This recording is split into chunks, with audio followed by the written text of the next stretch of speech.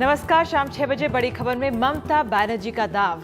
कोलकाता में एक तरफ ममता बनर्जी की बैठक चल रही है, लेकिन दिल्ली में कांग्रेस अध्यक्षा सोनिया गांधी प्रधानमंत्री के निवास पर उनसे मिलने पहुंची हुई हैं। ममता के विरोध प्रदर्शन, अल्टीमेटम की नीति एक तरफ तो सरकार का सख्त रवैया दूसरी तरफ।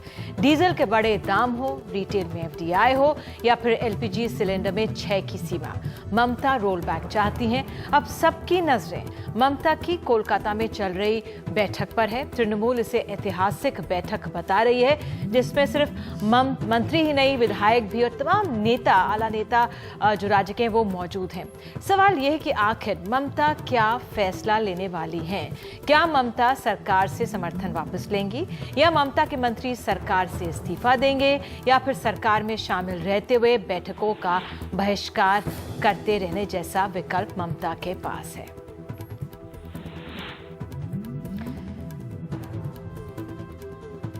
तो फिलहाल मैं आपको बता दूं, हमारे साथ कई खास मेहमान जुड़ने वाले हैं, लेकिन फिलहाल इस समय जीवीएल नरसिम्हा राव, राष्ट्रीय कार्यकारिणी सदस्य बीजेपी, हमारे साथ स्टूडियो में मौजूद हैं और साथ ही मेरे साथ मधुकर उपाध्याय, लेखक, वरिष्ठ पत्रकार, वो भी हमारे साथ स्टूडियो में मौजूद है। लेकिन आगे बढ़ने से पहले मनोरंजन भारती हमारे पॉलिटिकल एडिटर हैं, उनसे फ़ोन पे बात करने की कोशिश करेंगे कि जो सोनिया गांधी मिलने पहुंची हैं प्रधानमंत्री से, क्या इस बैठक का एजेंडा है, क्या इस बैठक में डिस्कस किया जा रहा है? कि हालांकि सबकी नज़र इस समय फिलहाल कोलकाता में जो बैठक है उसमें लगी हुई है। आपसे मिस्टर राव, क्या उम्मीद कर सकते हैं ममता बनर्जी के रुख से जो इस समय बैठक चल रही है उनकी? देखिए, ये पिछले कम से कम 1 साल से इस तरह के बयानबाजी कई बार ममता बनर्जी ने कहा है कि यदि आप दाम बढ़ाएंगे तो हम समर्थन वापस करेंगे। जो पेट्रोल के दाम बढ़े थे 2 महीने पहले, 3-4 महीने पहले, तब इन्होंने किसी प्रकार का निर्णय नहीं कर सका।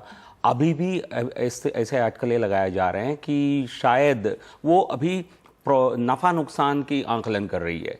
जैसे एक सिद्धांतिक रूप से यदि उनको निर्णय लेना होता, और जैसा ममता बनर्जी की पर्सनल इमेज है, उनकी छवि ऐसा है कि नेता जो है वो नफ़ा नुकसान को लेकर निर्णय नहीं करती है। लेकिन अब जो हो रहा है पिछले 6 महीनों में नफा नुकसान को तोला जा रहा है। सिद्धांतिक रूप पर यदि देखा जाए, इशू प्रिंसिपल के आधार पर देखा जाए, मुझे नहीं लगता है इसमें एक क्षण और इस सरकार में 1 मिनट भी इनको रहना चाहिए। ये उनको तुरंत यहीं से हटना चाहिए। कि जो ममता बनर्जी कर रही हैं वो अभी तोल रही हैं कि फिलहाल किधर फायदा होगा। मधुकर जी, आप कैसे आंक रहे हैं इस समय जो बैठक ममता बनर्जी कर रही हैं, उसमें क्या हो रहा है?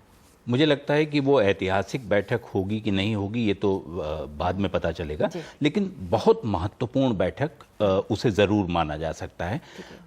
ममता बनर्जी की मुश्किलें दाम बढ़ने और एलपीजी सिलेंडर्स की संख्या सीमित करने पर तो है ही, वो जो इससे पहले भी विरोध करती रही हैं तमाम ऐसे मुद्दों पर जो उनको लगता है कि उनका वोट बैंक उससे प्रभावित होता होगा। लेकिन यहाँ एक दूसरी समस्या भी है ममता बनर्जी के सामने। बीजेपी जैसे गोड कर रही है उनको, लगातार ये कहती है कि अगर आप में ये क्रेडिबिलिटी की समस्या है आपकी, आपको इस्तीफा देना ही चाहिए अगर आप चाहती हैं कि आपकी धमकी में कोई विश्वसनीयता बची रहे। लेकिन ममता बनर्जी ये जानती हैं कि वो बीजेपी की तरफ नहीं जा सकती। वाम तो यही आरोप लगा रहे हैं, वाम दल यही आरोप लगा रहे हैं, वामपंथ की ओर भी नहीं, वामपंथी दलों की ओर भी नहीं जा सकती हैं। तो उनके सामने विकल्प बहुत सीमित हैं। मुश्किल फैसला है लेकिन बहुत सीमित विकल्पों के साथ। India's #1 news app just got even better. Download NDTV's new app, fully optimized for Retina display, full screen view, faster response time, and Sudoku. NDTV's new iPad app. Download now.